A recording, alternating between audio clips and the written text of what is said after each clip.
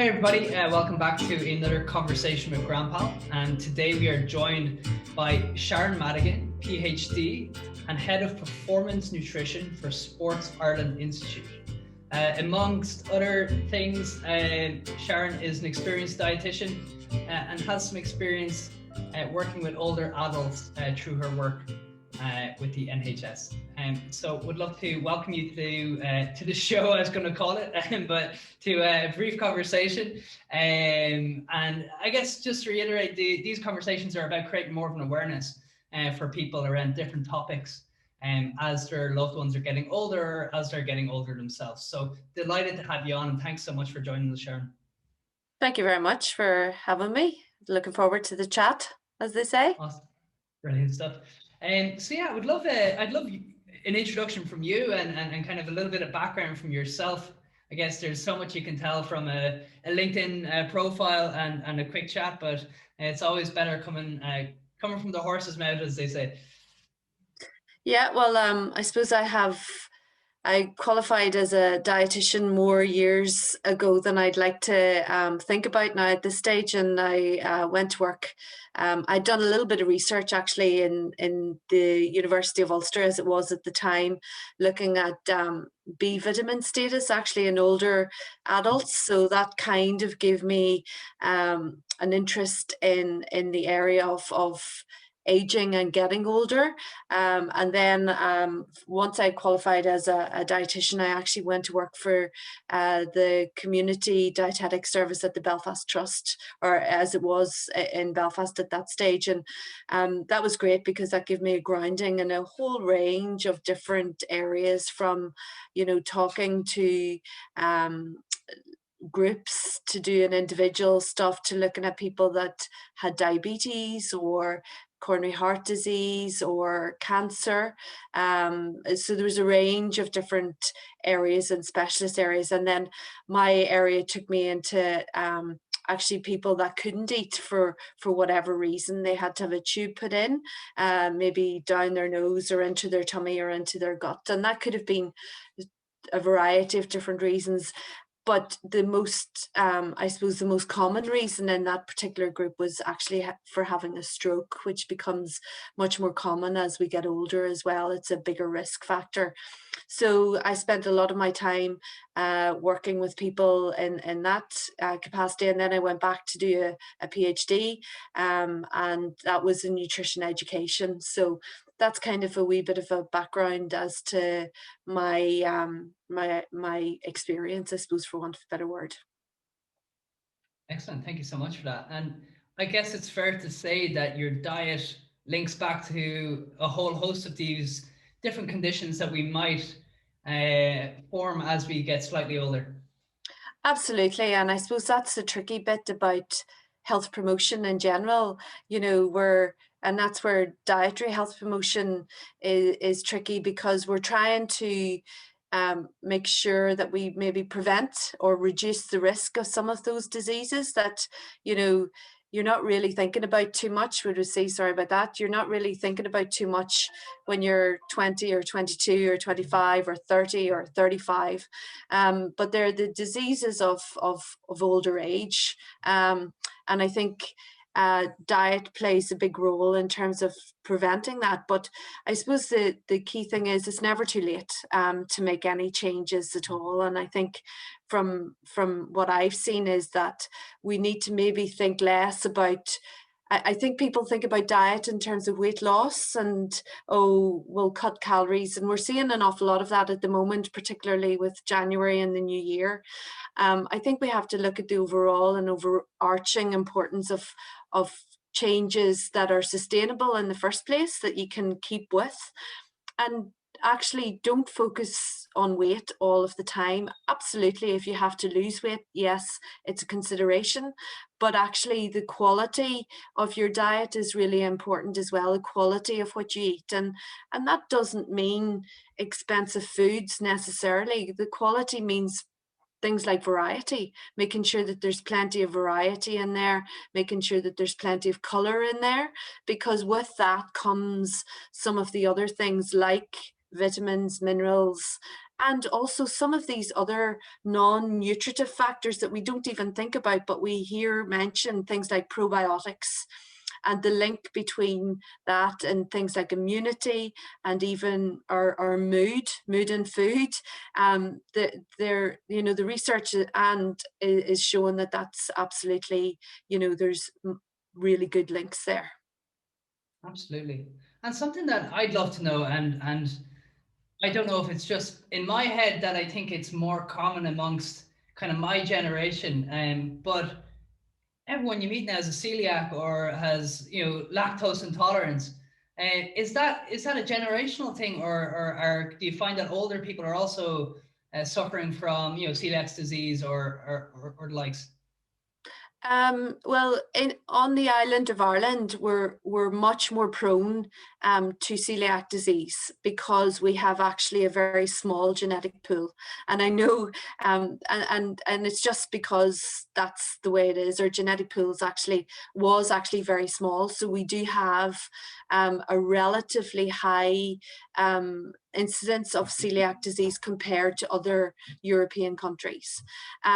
So if you have celiac disease, it's really, really important that you do stay away from gluten particularly. So gluten is the elastic bit of wheat, and so that's the bit that kind of makes, if you're making bread, let's say, it makes it nice and stretchy. Okay, so that's slightly different from people saying that they're avoiding gluten for other things like, for example, bloating and tummy cramps and stuff like that. Lactose intolerance, a lot of these, there are very few, let's say, allergies. And I think so there's allergy and intolerance. It's slightly different.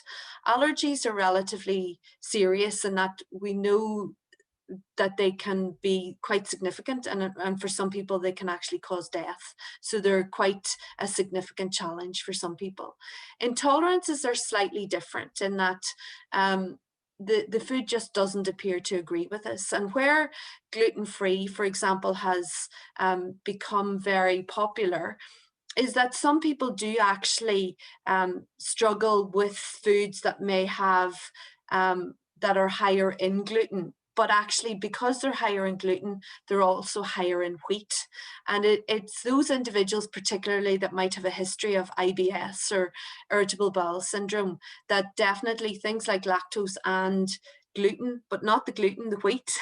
But when something is gluten-free, it's generally wheat-free as well. So that means that people do quite often notice that it means that they don't suffer with things like cramp or bloating, or they feel slightly better with it. But it's to do mainly with the fact that they have IBS, or we absorb and deal with those particular parts of the food differently if we have IBS.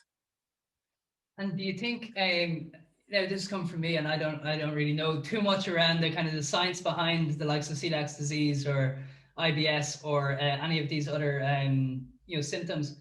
But do you think kind of balancing out with exercise, for example, is a good method of keeping your body in check? Or if you have an intolerance or suffer with IBS, that's just a situation, and you have to kind of learn to deal with it. Yeah, celiac disease is slightly different in that if you have celiac disease, you must avoid gluten. There's nothing, it can cause longer term damage to the gut, and and there is a slightly higher increased risk of potentially some of the let's say cancers when people don't adhere to a gluten-free diet. For somebody who's just avoiding gluten because of IBS, it's not going to kill you, and it won't do any long damage. It tends to be quite, it tends to be very just the here and now. You'll know that you've had it today and tomorrow, so to speak. I think what you have to remember is that for some people with IBS, it's because the IBS is almost like a side effect of other things. For example, things like anxiety or stress, or our gut is such a delicate and sensitive organ. People don't realize that it's actually an organ, and it is very sensitive to how we're feeling about things. And quite often, when we're stressed or when we have some anxiety, our gut reacts to that. And what you're doing is you're reducing the amount of pressure or stress is going into your gut by taking out some of these foods. Now, some people do find that exercise is a really good way of relieving stress and anxiety, and absolutely it should have an impact there. But in a secondary way, you know, whether you've celiac or not celiac or IBS or not, I certainly think exercise on a regular basis is really, really important, not only from our mental health point of view, but also just fundamentally for good health all round. Absolutely. And Sharon, when we spoke last week, we had a brief conversation. We got onto a very interesting topic, and that was around loss of muscle mass. Yeah. What's that all about? Like, what age are you when you should be worrying about loss of muscle mass, and what can you do about it? Well, the sad thing is, from a physiology point of view, we are losing muscle from about the age of 30. So from that, we are aging almost. You probably don't notice it until you hit maybe midlife. So that age range from, 50 to 60. And then what happens is you do notice it the older we get. So in real terms, we're losing somewhere between 8 to 10% of our muscle mass every 10 years. So every decade we're losing. And that manifests itself in, some people would notice it particularly on their limbs. So they might notice it in their arms and their legs, that they become much thinner, whereas they may still have weight, let's say, for example, around their abdomen. I think personally, a lot of us don't really notice it, but what we do notice that maybe some of our abilities or functions change. So for example, I used to play basketball. That would have been my sport. So again, requires the upper body quite a lot in terms of that. Then when I stopped playing basketball, it was because I had a couple of kids and I was carrying them around on car seats, so significant amount of weight, either lifting them up and again, that maintained my upper body muscle mass. So my husband actually would have given me jars to open as, because I would have had no problem, even the toughest of jars. But over the last couple of years, I've noticed that I actually can't even sometimes open those jars. So it's those small things that we don't even think about, that over years, suddenly we start to see that some of the functions that we have are just not as good as they used to be. And it's that adage of if you don't use it, you lose it. And I think historically we've always been, when particularly that the age group now of, let's say, 50 to 80, we've always thought about exercise as walking, let's say, for example, or running or cycling. And that idea of lifting weights, that's not something we do. That's not something, that's only for young fellas that are, into the gym and all that. But as we get older, and it's not about making you into the Incredible Hulk or anything like that. It's really that resistance type exercise that becomes really important. And it can be as simple as using your own body weight to do that. So, and that is as simple as just doing a press up, standing up against a wall where you lean into the wall and lean out. It can be as simple as lifting tins of soup in the chair and doing chair-based exercises. Or it can be things like some of those resistance bands where you might pull it. And again, it's that resistance that actually helps to maintain the muscle mass. You're not actually looking to gain, potentially, you're looking to maintain that muscle mass. So that becomes really important. And I work in respiratory medicine and pulmonary rehab, where we have people with lung disease, and pulmonary exercise or pulmonary rehabilitation, and you see it with cardiac rehabilitation if people have had a heart attack or a stroke, where exercise is prescribed. And actually some of the exercises are very much around that, trying to maintain muscle mass, particularly in your upper body and around your chest as well. Very good. And then just thinking of protein, for example. I guess it's important for everyone, but specifically people who are getting older and are worried Yeah, about their muscle mass, that they're getting those proteins in their diet as well. yeah. And that's what tends to sometimes happen as we get older.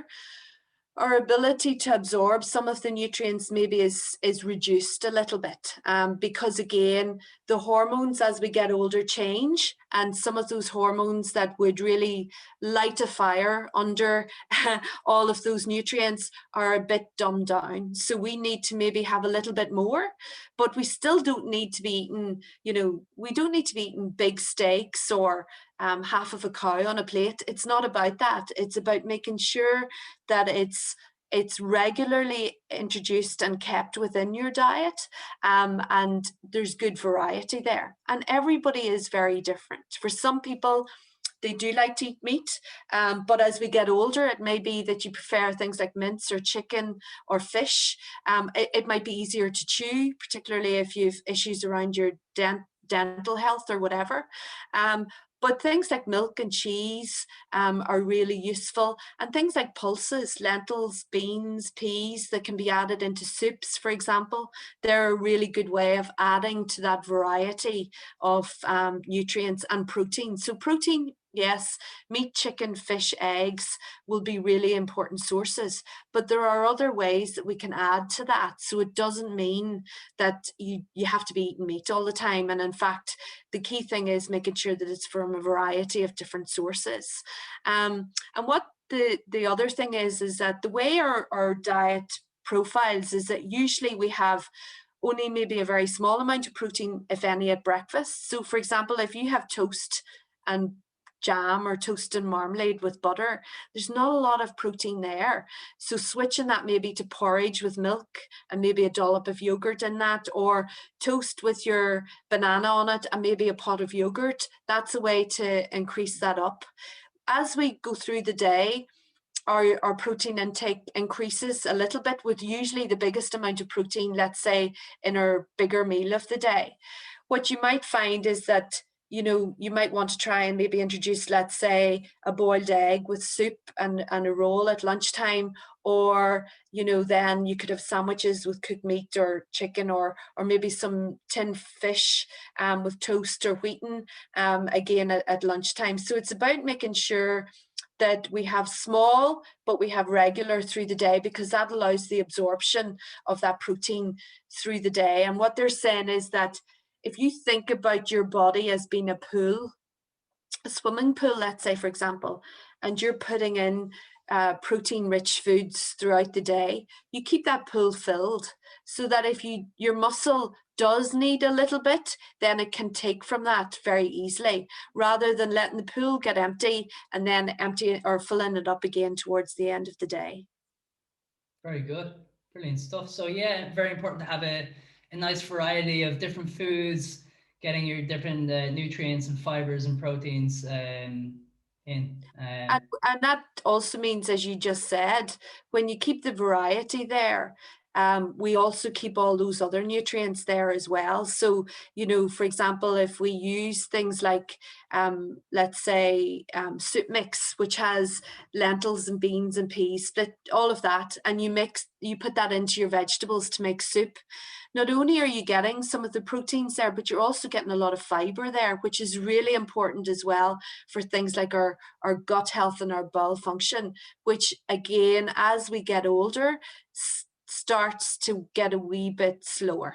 And people find as well, as they get older, if they're not out and about as much, or if they're sitting around as much as a bit more, and especially at the moment when we have lockdown and people are not out and about as much, you don't want to get into your bowels like regular. They are creatures of habit. So it's very important that we don't get into a situation where we become constipated and then have to treat that with, let's say, a laxative, which just gets into really, it's not a great place to get into, to be honest. Your body, probably your muscle memory maybe starts to rely on it, and exactly, and then you have to try and get yourself out of that situation, and you don't want to. So I think, again, a little bit of exercise, whether that's just around the house, whether that that's getting out your cans of baked beans and doing some stuff in the chair when you're watching TV. Any of those things really do. Things like yogurts, maybe replacing some of the crisps and biscuits with yogurts or fruit as an option at night is another way of making sure we get a little bit extra protein, and maybe things like calcium there as well, both of which are really important for our muscle and bone health as well. Very good. And we could go on talking for Yeah. hours about this, I'm sure. But something interesting that I see is just the rise of veganism and vegetarianism. I'm a flexitarian myself. I eat meat every now and again, but I could go 5-6 days of the week without eating meat. But I'm very conscious of proteins and getting a balanced diet. So lots of chickpeas, lots of peas, lentils, and just generally conscious of that. But it's also something that we need to think about in generations to come, to ensure that we are getting enough proteins. And I think it's generally a good thing to see, society as a whole eating less meat and having more of a balanced diet. Absolutely. There's, most of us know that we need to eat at least 5 portions of fruit and veg every day. Knowing it and doing it are two different things. So it's really very important in terms of all of those other benefits that it brings. But you certainly, even if I was doing something like a bolognese, I try to take less of the meat and put in other things to it, just to bulk it out from a point of view of things like fiber, but it also adds great flavor and stuff like that as well. So there's a combination. I think the key thing is to be aware that you do need to make sure that your variety is good. And, if you are avoiding, or you just don't like or are not interested in things like meat, then making sure that you're getting some of those other nutrients that are particularly important, like iron and calcium, let's say, for example, that we are including foods that do have those as well. And the one thing that I would say is that, particularly for the dairy, just be mindful that the dairy alternatives like oat, almond, rice milk, it's not like for like. So you do need to look at making sure that they are fortified with calcium, or looking to make sure that we do get our calcium sources from other places, because again, as we get older, our bones are, at risk because of hormonal changes, and we just need to be mindful that we need to keep that calcium going in there as well. And come here, where would be an alternative source of calcium other than milk? Because that's all you really think about when you're growing up, is you go to your milk for calcium. But that's Yeah. funny. Like I think we do need to look at some of the, the fortified sources. I think soya would be a good alternative there, maybe. And again, it has slightly more protein than some of those other dairy alternatives. And then your green leafy vegetables will be a good source of calcium. Some of the things like nuts and seeds do have some amounts of calcium in there as well. But it may be that if you're not eating foods that are like that, then you may need to look at a calcium supplement, because as we get older, it is one of those things that we just need to be mindful of, that calcium and vitamin D are crucial for that bone maintenance, because again, bone is being lost as we get older. And when, particularly for females, after the menopause, we don't have the same levels of estrogen and progesterone there that help maintain bone. They are the hormones that are protective of bone, and once they start to disappear, then bone is lost. So we hopefully have paid into our bone pension as long as we can, and then we start to take out of that after the menopause. And men are the same. It's no different. They just it tends to be a wee bit less noticeable, I suppose. Brilliant stuff. That was massively interesting. Just to bring us home, Sharon, just I guess to recap on what we should be doing as we get older. And I've learned that getting older is when you hit 30 and you get older. Physiology, not in her head, just the physiology. I'm still only 21. In fact, I'm 18. Very good. So yeah, what would I guess a balanced week look like for someone who wants to be conscious about their well-being and nutrition, exercise, and stuff like that? I think breakfast is crucial. I know, there are varying different debates around breakfast, but I think we tend to eat foods that are less high in fat and less high in sugar at breakfast time. If you think about it, it's porridge, Weetabix, eggs, toast, yogurts, fruit. Again, look at the variety of different things that's there. Don't go long gaps without eating, for a number of different reasons. It's not good from a point of view of, I suppose, managing calorie intake overall, if weight is in the back of our mind. And then we tend to eat, if we get hungry, we tend to eat rubbish quite quickly to fill ourselves up as well. And it's not good from that muscle maintenance point of view as well. Make sure variety is there. I think as we get older, maybe there's less people in the house. Maybe you can't be bothered to cook, because you're only cooking for yourself, let's say, and you get into that rut of maybe a tin of soup and a slice of bread. Or I think make sure that if you are going to have your soup, have maybe some meat or chicken or something with that allows you to have that little bit of protein, or introduce things like your yogurts there that allows that as well. Keep the color good. Eat the rainbow, as they say. Some people say, well, I only like broccoli and carrots when it comes to veg, but I'm great on fruit. That's great. Just mix it about. Make sure that we're thinking about our calcium, because we do need to think about that. So cheese, milk, yogurts, those types of things would be the better options. It's just you need to eat less of them, but you can get them from other things. And again, sometimes if people haven't had a breakfast, what they do is they shift their eating patterns into later at night.